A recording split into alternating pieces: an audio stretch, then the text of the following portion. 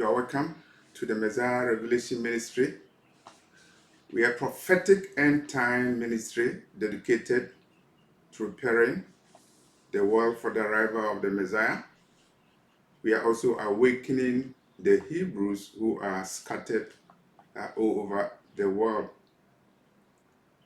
And it's very, very important because the Lord has a covenant with the Hebrews, and He will remember the covenant because He is not a man who lies.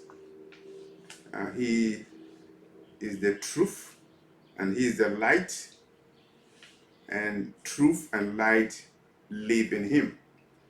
And that's why He will remember the covenant He had with Abraham, Isaac, and Jacob. And as a result of that, the Lord has said He will gather the outcasts of Israel and the dispersed of Judah, and they are scattered over the world. They were sent into captivity. And who are they? That's the question that we are asking. And the world knows them. And so today we are focusing on how the world knew the Hebrews who they enslaved, who they shipped into captivity, who they put into inquisition, and who are still scattered all over the world. And so the argument is that they knew who the Hebrews are. They knew who the Hebrews are, and they know that the Hebrews were black men, black women. And when I say they, we are talking about the slave merchants. We are talking about the scholars who wrote. We are talking about historians who know the facts. We are talking about tourists and travelers who traveled to all the four corners of the earth. We are talking about slave ship captains. We are talking about the crew that supervised the ships. They knew who the Hebrews were.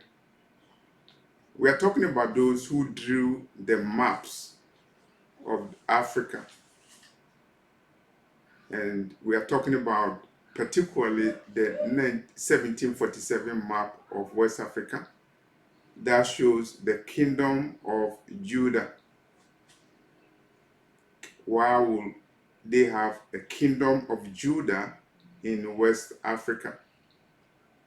It's because when Jerusalem fell, the Hebrews fled from Jerusalem and they moved to other parts of the world. They moved inside Africa, and some of them settled in the kingdom of Judah, the city of Judah.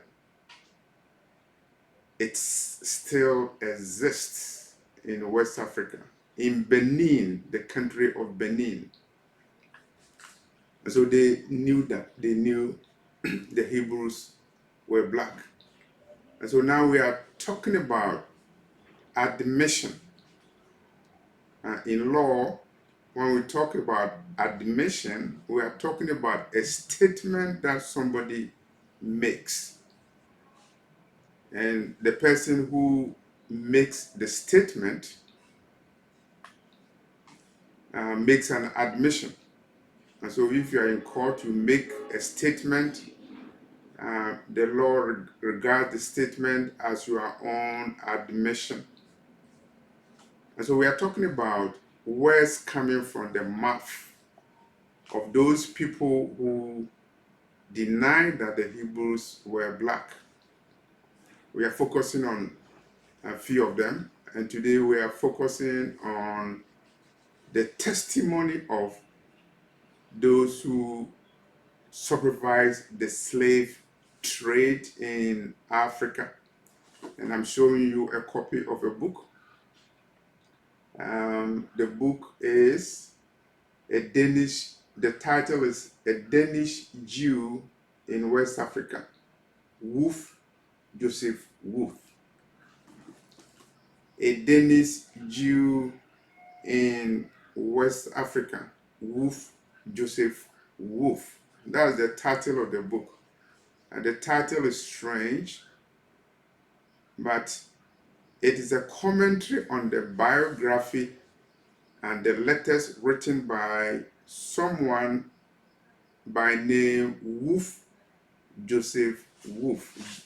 Joseph Wolf. Wolf was an officer of the Denmark government, and of course, you know the Denmark, the Danish people, they were involved in the slave trade, and they built a slave dungeon in Ghana called Christianborg Castle. They call it the White Fort. And then they also built another slave dungeon in the West Indies. They call it the Red Fort. They connected the economies of Africa to the economies of the West Indies, and they engaged in slave trade. And this guy, Joseph Wolf, came from Denmark, and he lived in Ghana, and he worked in the slave dungeon in Ghana called Christianborg Castle. You have to remember, the Europeans called the dungeons castle. Of course, it was a castle for them. They lived in privilege, whilst the Negroes live in captivity, live in subjugation. And they knew that the Negroes were Hebrews, and that's the point that we are drawing at. And when you are doing research, you get into deep revelation where the people themselves admit the wrong that they did. And so the book that I show you, Joseph Wolf, a Danish Jew in West Africa, is a commentary on the letters that Wolf wrote to his parents in Denmark when he was in the Gold Coast, Ghana, from 1836 to 1842. He observed so many things. He has access to documents, and he frequently wrote letters to his parents in Copenhagen in Denmark, and he was briefing them on the conditions on the Gold Coast. He was talking about the business that he was engaging in Africa. It was the business of selling Negroes as slaves. And based upon his own testimony and the letters that he wrote between 1836 and 1842, we conclude that the Europeans knew that the Negroes, the Africans, the black people that they were enslaving were Hebrews.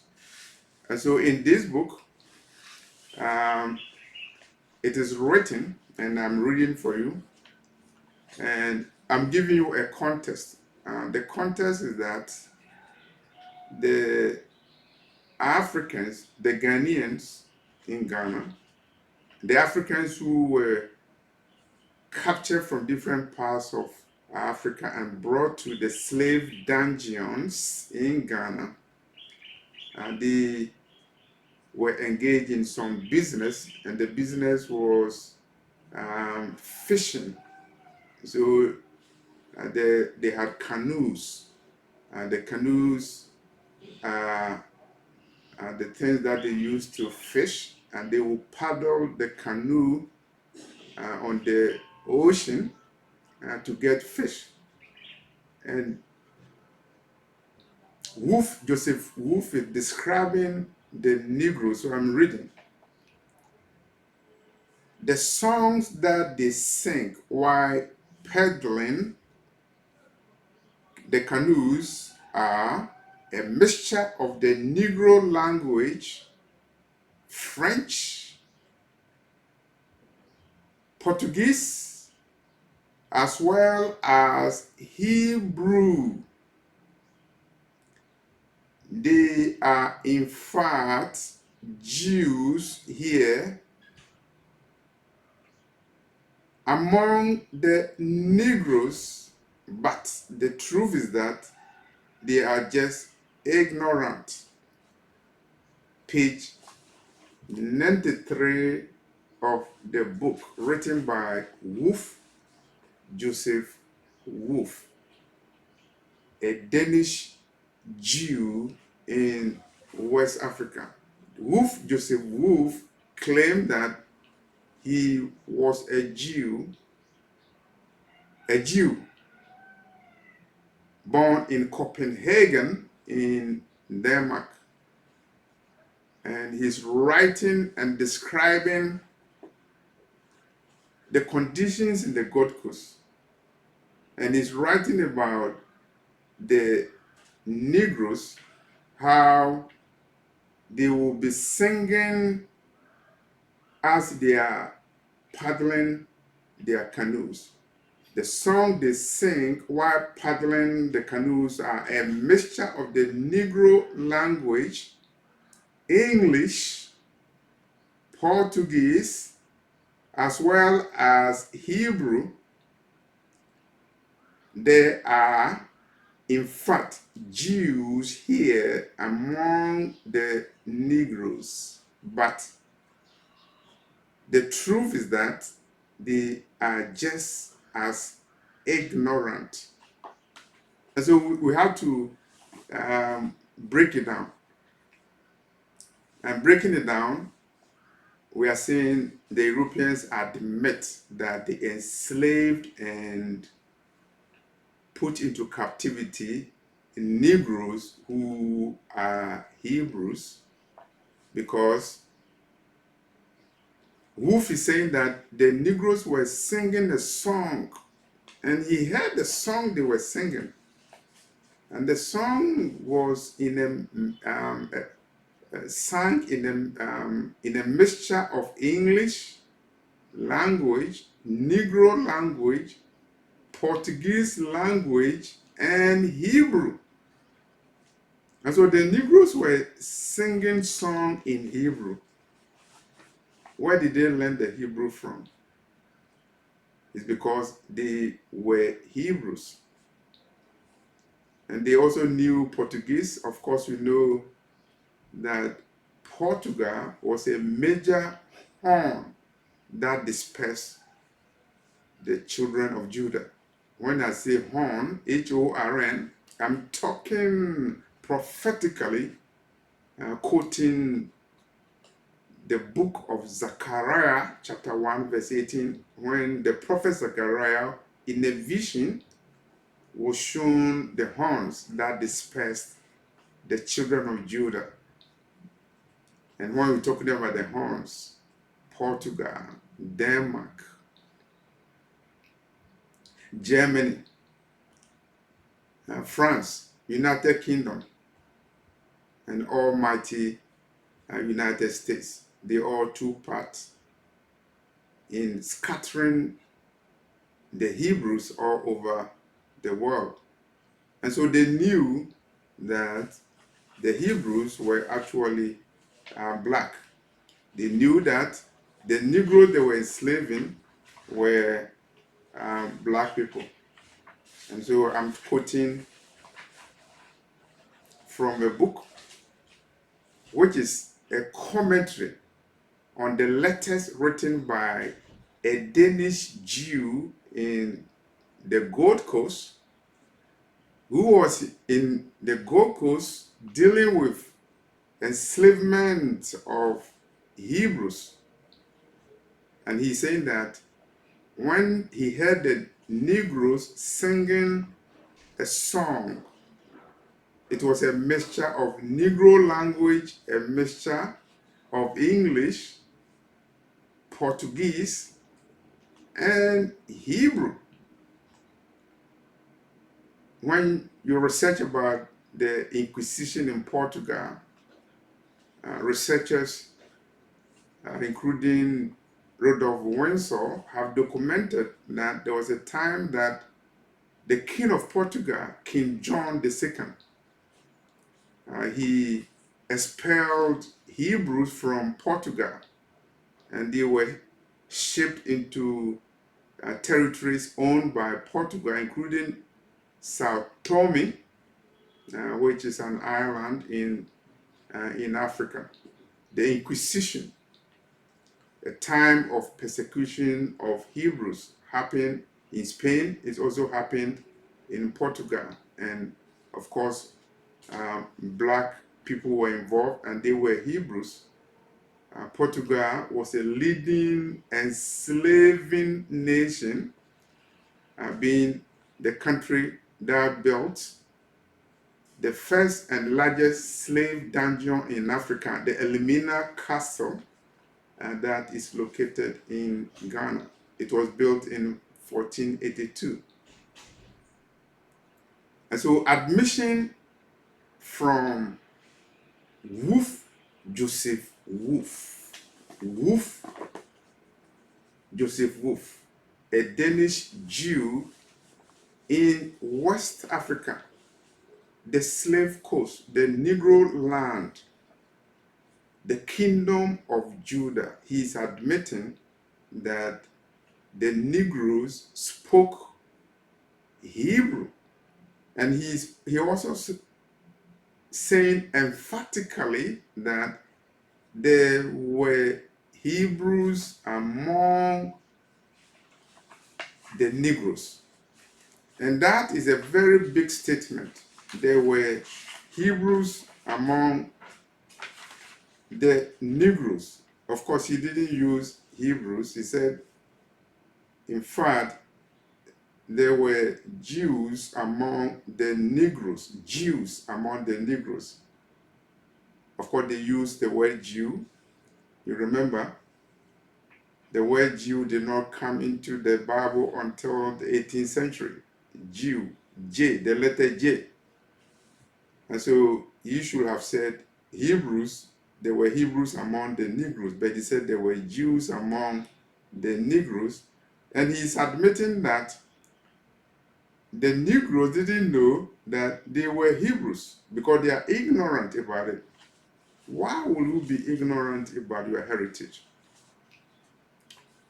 There are several reasons for that. Number one, it's prophetic because as a result of disobedience, the Lord said that the Hebrew will be an astonishment and a proverb and a byword. You forget his history.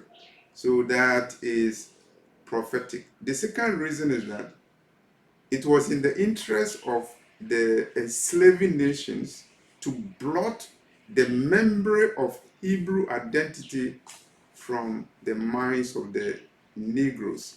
So it was a conscious effort to blot the identity of a Hebrew from the minds, from the oral history, from the records of the Hebrews. And they did that through so many things. Modus operandi was to change the names of the Hebrews, to disperse them to different places, to persecute them, and also prevent them from reading and writing, particularly reading the Bible. And that is part of Negro history. That is part of Hebrew history of the Negro.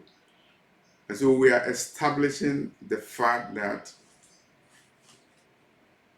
the European powers, Portugal, Denmark, Netherlands, Spain, And of course, Almighty United States, they knew that the Hebrews were black. And here I'm giving you an admission from someone who was an officer, who was from Denmark, and who came to Africa. He lived in Ghana from 1836 to 1842. And the record showed that he married a negress. When I say a negress, he married a black woman in Ghana. And of course, they married Africans. Of course, African women were also raped. So when you go to the coast, the slave coast, you see remnants of the people who were raped by the enslavers. Of course, it's raping in the condemned cells, in the slave dungeons, raping on the ships that carried the Hebrews to captivity, raping on the cornfields in Mississippi, Alabama. They are all part of the history of the Hebrews, who were black people scattered all over the world.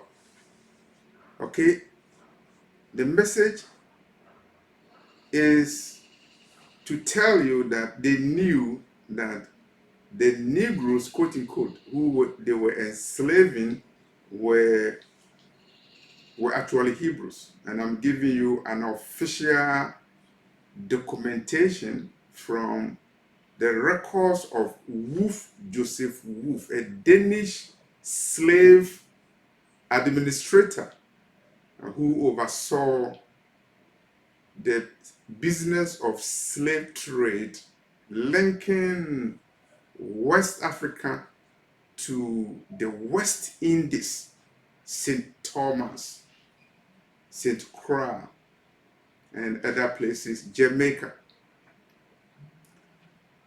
They knew that the Negroes, quote unquote, were actually the Hebrews.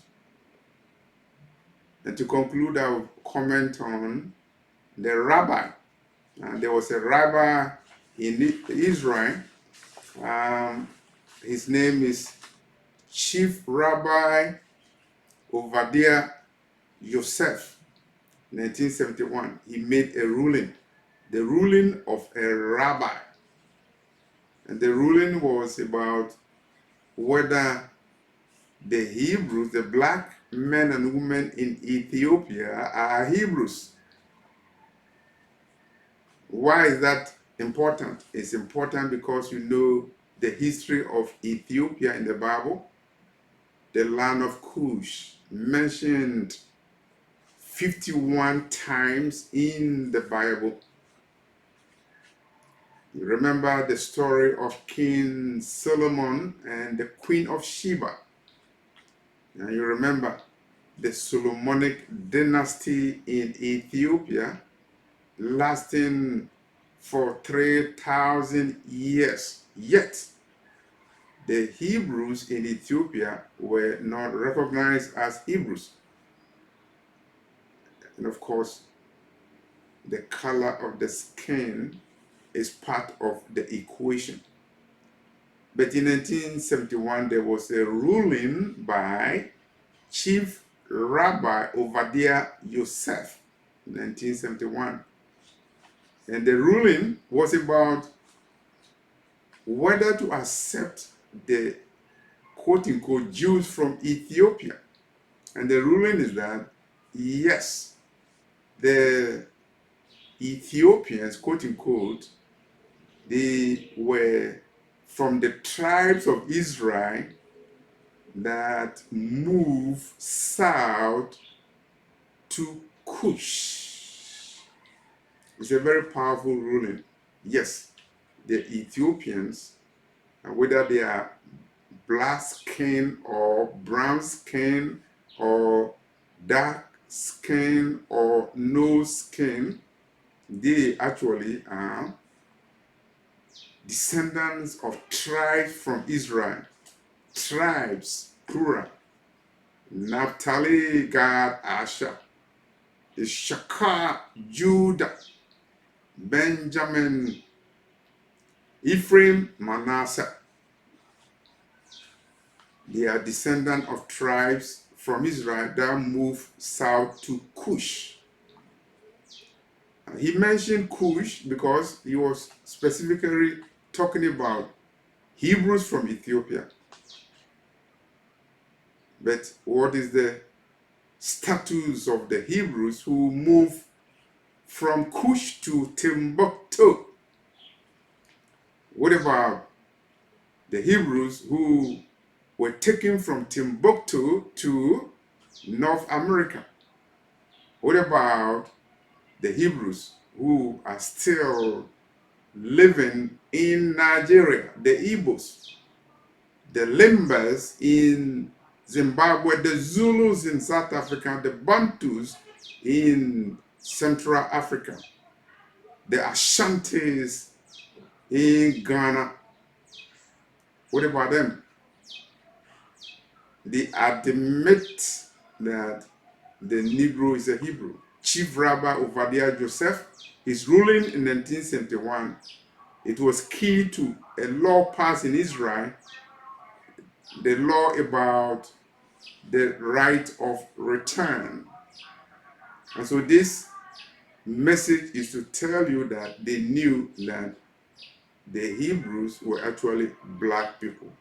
And so that is the end of the game. Case closed. Thank you. My email is raptureafrica@yahoo.com.